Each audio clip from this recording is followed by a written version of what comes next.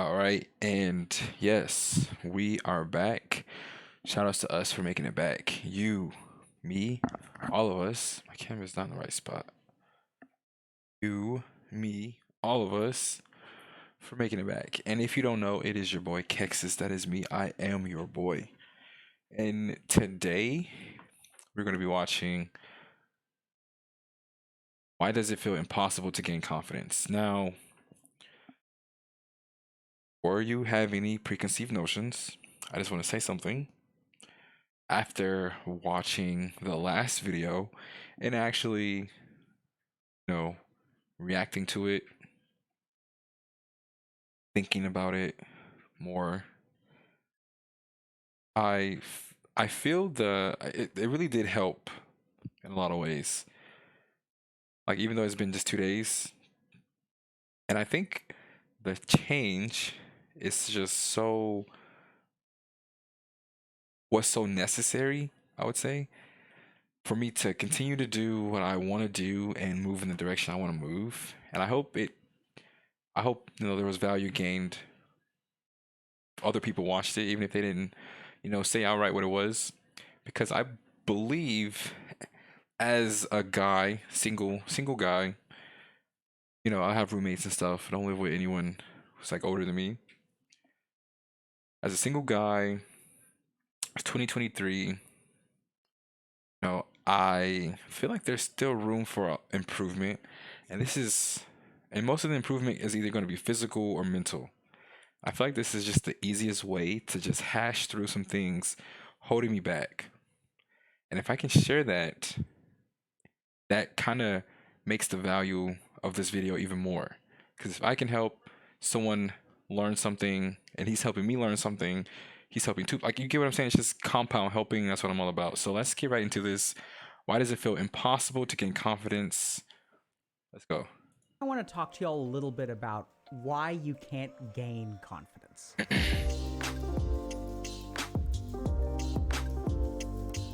On the record, I'll just say this right now. From a very objective point of view, my confidence has gone up as I've been working out more. And I think the rationale for me is, I look better, so more people are just talking to me more.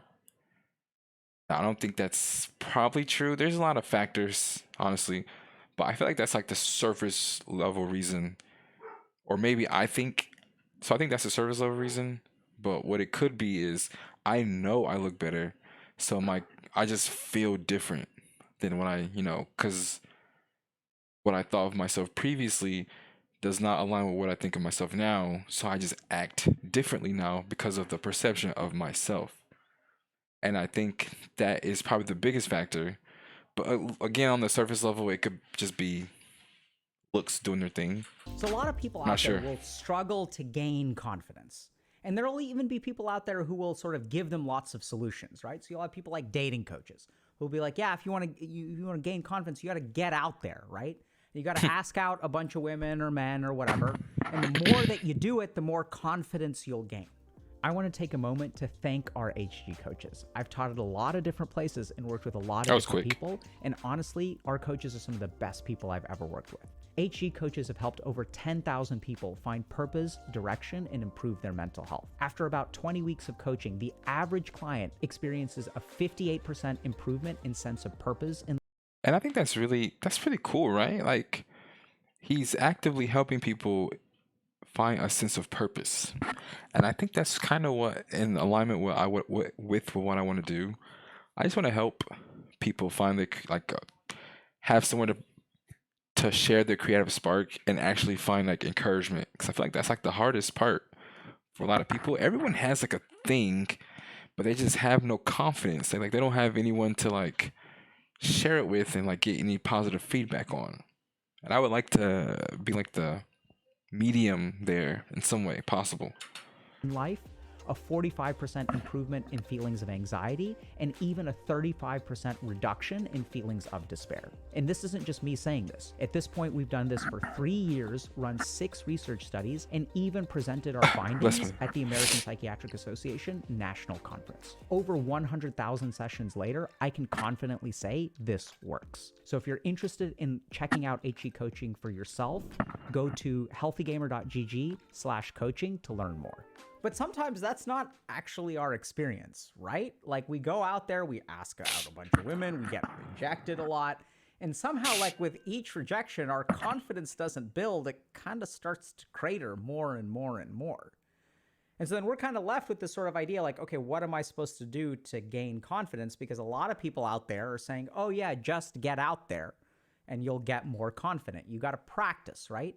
And there'll be a lot of people out there who will say, yeah, it worked for me. This is how I gained confidence. And you just got to keep at it, bro. You got to keep at it, right? Practice makes perfect. But sometimes it doesn't seem to work. And that's true. I completely understand why it doesn't seem to work, because bizarrely, you can't actually gain confidence. I would almost go as far as saying it's impossible to gain confidence. And that may sound really bizarre, but hear me out. So the reason you can't gain confidence is because confidence is actually the default state. And that kind of loops back to what I just said, right? It's not that I don't think I gain more confidence. It's just I see myself in a different light because I'm someone who's like, despite what is said to me, I'm still someone who can squat 285 pounds. I know the type of person I am. I'm not really out to prove anyone else any other type of way. And I think that has really just like that just shows in my actions, and people can understand that. What you gain over time is insecurity. So the problem with gaining confidence is that we're all trying to get something when actually what we need to do is let something go. The solution to quote unquote getting back to confidence or being confident isn't to gain confidence, it's to unlearn insecurity. So let me explain what I mean. So if you think about it, like think about a child. A child's default state is actually confidence, right? Like if you look at like a 2-year-old, like 2-year-olds don't have insecurity problems, chances are, right? And we'll get to the situation in which they do. 2-year-olds are like, they're babbling, like a 1-year-old is like babbling, like they don't care what people think, like they're just, they can't even talk, they can't walk, they can't feed themselves, they can't even use the bathroom, they don't know how to wipe their ass, and like, oh. And that's very true. Think about that. You could be like, baby, you are ugly with a big head. Boy, your head look like a bread box. A baby would be like, bread box, okay? So it would be more about the tone. Like if you were yelling at them, then that would probably instill, trauma or something. But if you're just saying, hey, little baby, you look like a small box of crayons. But you say that to an adult, they might actually cry. See? Oh my God, these little pathetic little human beings, they can't do anything. They're not alphas, for sure, right? Actually, maybe they're a little bit Chad, depends on the Chad baby. But the truth of the matter is, like, kids can't do anything. Like a toddler, like they can't do anything. And yet they're supremely confident, right? Another good example of this is you can look at animals. So what is like an animal's natural state? Like if you've got a dog and like, if a dog is like pretty normal and has a normal life, like what's going to happen? They're going to be confident. They're happy. They like human beings. They're going to walk up to you. They're going to, wag their tail. They want to be petted. They want to play with you. And so if you really look at the default nature of things, it is actually, including human beings, is to be confident. And so then the question becomes, okay, well then why do people lose confidence? It's not about gaining, it's that they lose it. Well, that's because they're taught insecurity. So now let's go back to the 1-year-old or the 5-year-old, or maybe you, 9-year-old, 10-year-old, 15-year-old. Think about high school, right? You used to be confident, and then what happened? As you hit puberty, you had particular experiences that caused you to lose confidence. You were 12 and you were like on top of the world, and then one day you walked in to school, except your water bottle was leaking in your backpack. And since your water bottle was leaking in your backpack, there was a wet stain on your bum. And then everyone laughed at you, and then suddenly you became insecure. Bruh, and that actually happened to me twice, and I was like, What even is the joke here? What are we actually laughing at? My pants are wet. But it's not rational, so it doesn't matter. And that made me that used to always that used to always kill me, bro. Like I'm like, cause it happened twice. It's like the first I was like, there's no joke here. So why are you guys laughing? There's no joke here. They started making fun of you, and then your confidence went down into the pits, and now you have gained insecurity. So the reason that people can't go out and gain confidence is because confidence isn't gained, it's actually lost. This is really important to understand, and there's a ton of research to support this. If you look at people who have low self-esteem, the correlation with ACEs, or adverse childhood experiences, is very, very, very high. Let's rewind that really fast. Research to support this. If you look at people who have low self-esteem, Almost literally everyone I know, I would say 97% of people I know. So that's why I find these videos just so like informative because who can you name a single person who doesn't have low self-esteem? There's people who say, "Yeah, I don't care," and I think there are obviously some people who have become so jaded that they just don't care. But considering the people who aren't completely jaded and you know, obviously doing something to keep their emotions in check, bro, everyone has low self-esteem until you obviously get past that. I'm not gonna say everyone. I would say a high percentage of people, young adults. Let's just keep it young adults, 17 to 31, probably have low self-esteem, and I think that's just really applicable to all families, all the walks of life. You just don't know it. You know what I'm saying? Like you don't know someone else's self-esteem, but if someone's like drinking every night, there's obviously something wrong. Not that there's something wrong with wanting to just relax, but there's like signs, right? Like there's obviously signs, and it can be low self-esteem. So this is like a correlation to that, and you can use this to better like understand your own problems and the situations you're in or I'm in, and then it can help you advance in life. the correlation with ACEs, or adverse childhood experiences, is very, very, very high. Hmm. If you look at people who have major depressive disorder, there's now a kind of forefront hypothesis that major depressive disorder is not caused by a serotonin imbalance, but is actually caused by adverse childhood experiences. We sort of know that trauma leads to a lack of self-confidence. And so if we really kind of think about it, now we can start to see why gaining confidence is so hard, because it's not about acquiring something that we don't have. It's actually about offloading something that we picked up. And so the reason it's hard to find confidence or gain confidence, we go out looking into the world, we go to this place, we go to that place. I'm going to go to this seminar. I'm going to go to this workshop. I'm going to do this kind of success gurus thing. I'm going to work with A a dating workshop. coach. I'm going to read this book about finding confidence. We're going to do all these things to gain confidence. And we'll get to why some of those things can work towards the end. But we can kind of see why it doesn't work, because it's not something that's gained. It's something that you have to unlearn insecurity. So then the question kind of becomes, okay, so how do I unlearn insecurity? All we're really asking you to do is return to your baseline. You don't have to do anything special. You just have to get rid of the crap that you accumulated along the way. So Okay. this is where I think there's a very useful concept in Sanskrit called a samskar. So a samskar is like an Samskar. undigested ball of emotion, or what I would kind of call like a nugget of trauma. So if we look through our life, what we tend to find is that we were confident, and there are these singular experiences that are almost these tiny nuggets of trauma that will kind of sink into our mind and change the way that we view ourselves. In Mm. cognitive behavioral therapy, this is related to something called the concept of a core belief, right? Because when you go to high school and everyone makes fun of you, and then they call you wet butt or whatever, right? You get some kind of nickname, that then forms a belief. And each Wet butt. time someone makes fun of you and calls you wet butt, then what happens is that there's another nugget of trauma that gets inserted into your mind, and another one, and another one, and another one. And so over time, what happens is Just for trans being transparent, my nickname was not wet, but it was weirdo. They thought it was so weird that my pants were always wet, and that was the lore. They were like, "Why is your pants always wet?" I'm like, "Always." It happened twice in the span of 1 year. And that I was just like, y'all cannot be real. But it was again, and again, I don't even. That's what. At one point, I stopped carrying a backpack around because that happened twice, and I was just like, I don't even like backpacks anymore. Get it off me. I just never went back to backpacks until my boy Els gave me his, and I rocked his backpack out. I probably still have that bag too.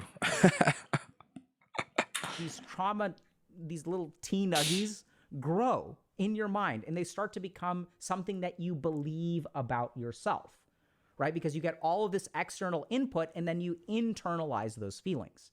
You Yeah. can also see that in cases of like abusive relationships where you have a child, even as young as 1 year old. And to build on that, so it happened in one class. It happened on like the first class when I got off the bus twice. The nickname happened in the class, and then it leaked to other classes. And then, the first time I remember I tried to talk to a girl, and they were like, "Oh, right, we heard your nickname." And I was like, "What? I don't have a nickname. I don't even. This is my first year here at this school." Or wait, yeah, I was 10th grade. Yeah, I was like, "This is my first year here. What do you mean?" And then I was like, "Bro, are you serious? How did that even happen?" Who grows up in a household where their parents were never satisfied with them, right? So, like, I grew up in an Asian household, so this was really common where, like, my value as a human being was always comparative. So it was like, it didn't matter that I got an A. What mattered is even if I got a 91 and that was an A, if some other kid got a 99, like, why couldn't I get a 99? That's lame. So this is where over time we actually start getting imbued with insecurity. And so if we want to go back to confidence, I don't think achieve confidence is the right idea. What we actually have to do is a process of unlearning. And so this is what psychotherapy is about, right? So one way to do this is you can go see a psychotherapist. And especially if you have trauma that rises to the level of like a diagnosis. And if you're not sure, does it rise to the level of a diagnosis? Like that's what a professional can help you figure out, right? You can go see a professional. They can diagnose you with a trauma-based disorder or not. Hmm. But this is what we do in psychotherapy. But the cool thing is that the majority of this work actually does not get done in psychotherapy. Most human beings over the course of their life will gain some amount of confidence and like start to believe different things about themselves, right? Like we become secure in our own skin.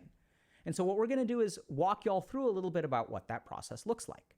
So Nice. I'd start with the question, when was the last time you were confident? This is really important, and I'm gonna interact, play along, because I think it's important for me to do it. So anyone who watches this today, tomorrow, next year, next whatever, when I'm gone, whatever, it's important to just know this is where it begins. Like this is how you just had to start somewhere. But as for me, it was literally earlier today after I squatted 285. I felt my form was kind of shaky, but it felt amazing to just get it done, and it just felt like you know I obviously have more to go, and it just made me feel like important, like to myself. I was like, I can really squat 285. Nice. I'm gonna keep going. And then I came home because I was so tired and I took a nap. I was like, bro, I'm out of it. But today, so basically every time I went to the gym, I feel amazing. Prior to that, not at all. Like even when I had a girlfriend, never. Like I never just came across as like I'm confident. Like it just never like it manifests in my head or as a thought to have. Okay, because most of us, I'd say 90 to 95% of people I've worked with have been confident at some point. In the last 5 to 10%, sometimes they were actually in traumatic experiences before they can remember. So we're talking about 6 months old, 1 year old, 2 year old. But that's really the exception rather than the rule. So think about the last time you were confident and think about what happened that changed, right? So if you kind of say, oh yeah, I was confident when I was 9, but by the time I was like 13, I wasn't confident anymore. And then what you'll do is if you ask yourself what happened in the middle, chances are you've got a very powerful emotional experience somewhere in there, and you will remember it really well. And if y'all watch our interviews, you'll see that people will recall like specific things that happened to them when they were 10, when they were 11, when they were 13. And these are the formation of a samskar. This is the formation. This is the nugget of trauma that gets inserted. Now, what happens when we kind of enter into this state is that there's a pile of emotions. So the first thing is that these are usually very emotionally charged experiences. And then the second thing that happens is we don't really process those emotions, right? So if you really think about getting called wet butt because your butt was wet, the real way to process that is, hey, accidents happen sometimes. Water bottles are defective. It doesn't mean anything about me, right? Like, I'm actually not incontinent. I'm not like pathetic and, like I don't pee in my pants. This was literally the reality of it, was that a water bottle leaked. And hey, that happens sometimes. But if you really think about that child in that moment, that's not the belief that you come away with. That emotion is so powerful that it leads you to believe that you are pathetic, even though the kids were wrong, right? Like the kids weren't even right. Like you didn't even do anything wrong. And I would say that in 90% of people that I've worked with, the beliefs that they have about themselves are not actually realistic. And what do I mean by realistic? I mean that they're not based in reality. So even if you look at someone who lacks confidence and is 100% sure that they are worth nothing, that's because they had a narcissistic parent who was emotionally immature and would displace all of their anger and frustration onto the child. The child actually didn't do anything wrong, right? That's the whole point behind traumatic relationships, is that people don't deserve the way that they were treated. And so this is the real tricky thing, is that we end up accumulating these beliefs about ourselves that are from highly charged emotional situations that we carry forward with us. And we start to make conclusions. We get conditioned to believe particular things because that nugget of trauma sinks deep into our mind and then causes us to form an idea about who we are. And we carry that forward. And then what happens is we go out, we go see a dating coach, or we go do this thing, or we go do that thing to try to gain confidence. But the problem is that as long as this belief about myself deep down is in there, I can go see as many dating coaches as I want to, but like talking to 1,000 women won't kind of matter. I mean, it can matter, but as long as I don't deal with that nugget of trauma that's deep inside my mind, that samskar, the rest of that stuff is like kind of barking at up the wrong tree.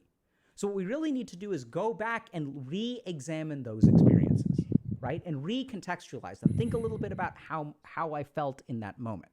And this is the other really tricky thing about these experiences, is that the more powerful the emotion is, the more it sinks in. But the really tricky thing is that the more powerful the emotion is, the more incorrect our conclusion about ourselves will be. Because we didn't form a judgment about ourselves based on careful thought and consideration from a calm mind, right? We're very, very emotional. So the deeper it sinks, the wronger it is. And this is the problem with a samskar. And this is why you can go look for confidence outside in the world as much as you want to. But as long as you're carrying that nugget of trauma around, it's going to be really hard to find confidence. And so what do we do with this nugget of trauma? So we go into a lot more detail in, for example, Dr. K's guide or our coaching program. This is what our coaches are kind of really good at, is that they're good at sort of helping people dig back and understand where they formed their beliefs about themselves, and then like use that understanding to actually engage in positive behaviors moving forward. They really focus on that latter part. And if you've really been kind of traumatized, I'd highly recommend you see a therapist. But if you're really focused on, I have some belief about myself, or I have something internal that holds me back from moving forward, then coaching may be a better fit. But even today, we're going to talk y'all through the basic theory that we share with our coaches and that we sort of use in this community and is in Dr. K's guide. So you kind of think about that experience, and then you kind of analyze it, right? So what did you feel in that moment? What were the beliefs that you formed about yourself? And now this is the key thing. Looking back on it now, what were some more appropriate conclusions that you could have drawn? And as you kind of do that, you'll start to realize, oh my God, actually, it wasn't my fault that people called me pathetic. I actually didn't even do anything wrong. And then a couple of things will happen. The first is that you're going to feel like really, really sad and feel a ton of grief. And you got to be ready for that. Because what that means is that for the last 10 years of your life, you've been carrying around a belief about yourself that isn't even true. And you've suffered so much even though you didn't deserve it. And that in and of itself can hurt a lot. And when we start working with some scars or these nuggets of trauma, we can have those kinds of experiences. So let that grief come. And if you want to, if you can, let yourself cry, because here's the beautiful thing. When you cry, that's our physiologic way of processing that emotion. And the more that we cry, actually, this is beautiful, the less powerful that belief becomes. And the more we will actually get closer to confidence. You don't necessarily need to cry. And the irony, not irony, but like the double bladed like sword there for a lot of a lot of guys, I'm sure is, they've been bullied and, for crying and being overly emotional. And a lot of guys just don't express themselves as they should. And it gets pent up and manifests in very different ways. I'm not going to say not everyone goes through this, but I can only speak on, my experience as a guy and have seen a lot of guys kind of go through this.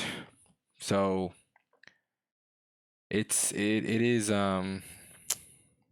definitely difficult. No, this you can hear words like this and think, "Oh, I understand now," but it's definitely difficult to kind of, sit down with yourself and think about certain things that's like, holding you hostage in your mind. But if whatever emotions come up as you kind of re-examine that stuff, just let them come up, right? And sit with it. Yeah. And then we're going to move on to the next part, which is really, really important, which is what we want to do next is now as you start to move forward in life, as you try to engage in particular behaviors, what's going to happen is that nugget of trauma is going to surface. The samskar will surface. And as you go to a party, there'll be a little voice in your head that says, hey, you're not worth being friends with. Hey, people don't like you. Mm. This is a lesson that you learned, and that's what a lack of confidence looks like, right? It manifests in the moment and tells you something about yourself. It says, hey, these other people can do this, but you can't because they are this way and you are this way.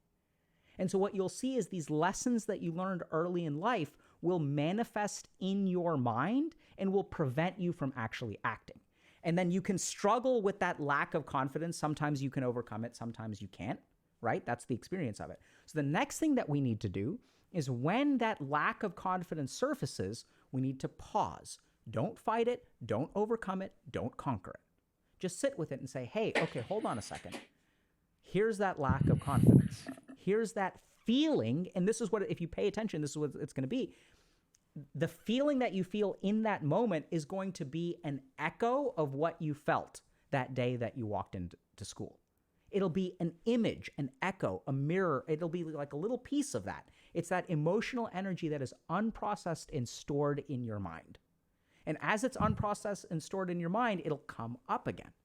And now what you need to do is realize, hey, hold on a second. What my mind is telling me in this moment isn't actually true. This is just the echo from the trauma of the past. This is the conclusion that I learned from this inappropriate kind of scenario, right? So it's an inappropriate conclusion. And as you notice it in the moment, it takes practice, but hopefully what will start to happen is its power over you will lessen. As you notice it, you'll, oh, hold on a second. It's not that I'm actually not worth being friends with. This is just the echo from the past that made me believe that I'm not worth being friends with. Then you kind of acknowledge it in the moment. You can kind of ask yourself, hey, in this moment, like, can I set this belief about myself aside? Can I actually try to enjoy the time that I'm about to spend with these people? And even that noticing in the moment also leads to digestion of that emotion. And so if you do these two things, if you kind of like process the emotion kind of sitting by yourself in your room, whatever, or if you catch it in the act and acknowledge it for what it is, if you see it, it'll start to diminish. And the beautiful thing is, as you do this over and over and over again, that nugget of trauma will start to get digested. And as the nugget of trauma starts to get digested, you will naturally feel confident. You didn't actually have to go out and gain it. All you have to do is just be yourself. You're going to feel free. You're going to feel normal. You're going to feel natural. And that's when confidence comes back. So, yeah, so for me, it kind of stems from stemmed from a lack of self worth. Because, in a way, as what he's describing, you know, it does all kind of come from earlyhood, whatever, whatever. Like the first like incident, he said inappropriate incident, and for me, it was playing games with people and then being shoved out of the group. And from I've always been like very judgmental since that happened, like judgmental and like felt like I had like no real self worth in a way.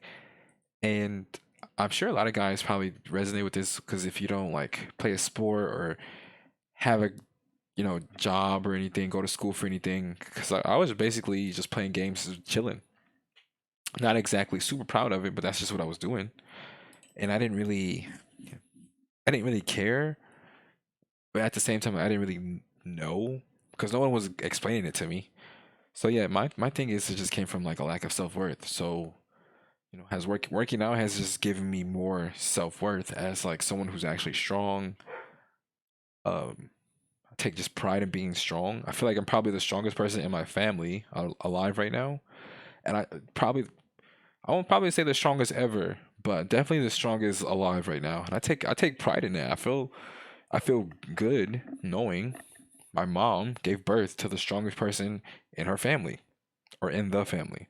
Like there's not anyone even close to me at the moment. It could be in the future, but not at the moment.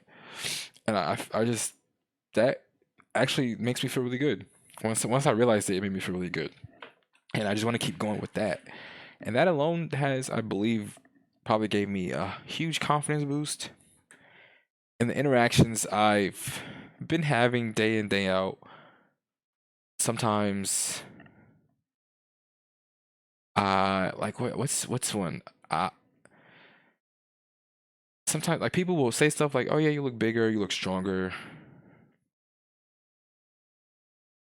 When I post on Snap, the boys are always like, "Yeah, I'm noticing you've been grinding, proud of you and stuff," and that always does feel pretty good to be in that pool of guys coming to you to say, "Hey man, I noticed what you're doing, you're looking good." It does add up, and I think that's why working out is probably like one of like you see most guys like first step towards like a huge slate of success because it gives you the thing you were probably missing all along, which was confidence,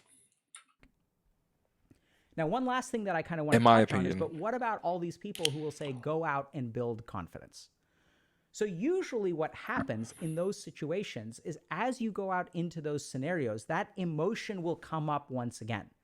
And in the process of engaging with that emotion in the present, you can actually get some amount of digestion there as well.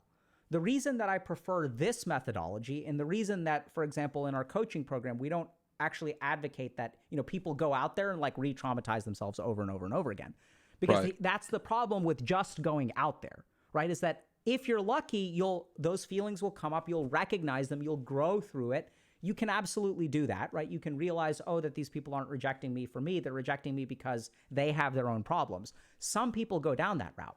The problem with just going out there is that sometimes it actually enhances the trauma even more.